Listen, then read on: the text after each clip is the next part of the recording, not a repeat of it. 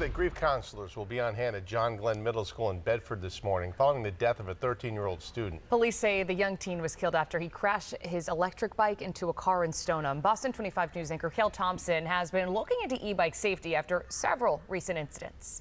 E-bikes are a relatively inexpensive and environmentally friendly way to get around. They're also becoming more and more popular. But some serious accidents are now raising concerns for public safety officials, and one local police chief is calling for action.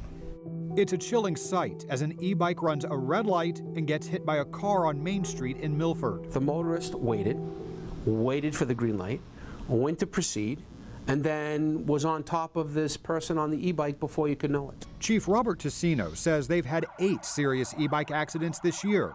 Milford is now restricting them from some parks. I think the concept is great. I applaud it, and I think that it's a huge boost to our environment to be able to have this option.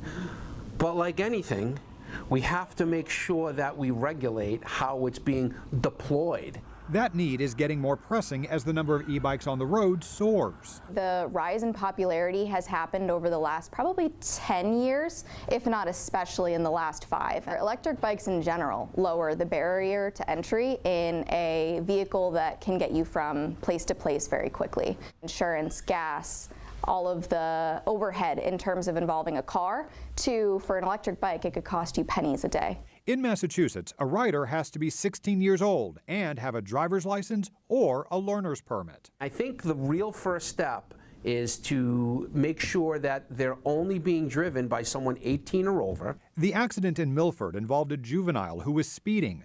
Ticino is surprised he survived. Nothing short of divine intervention, because if that person falls a different way, then that person is trapped under the car, and we're having a much different conversation. Another concern is how e-bikes are classified and how those parameters are enforced. A Class 1 e-bike is equipped with a motor that kicks in when the rider is pedaling. Top speed is 20 miles per hour. A Class 2 has a motor that is controlled by a hand throttle. The max speed is also 20 miles per hour. A bill on Beacon Hill would create a third class, which would allow the speedometer to max out at 28 miles per hour.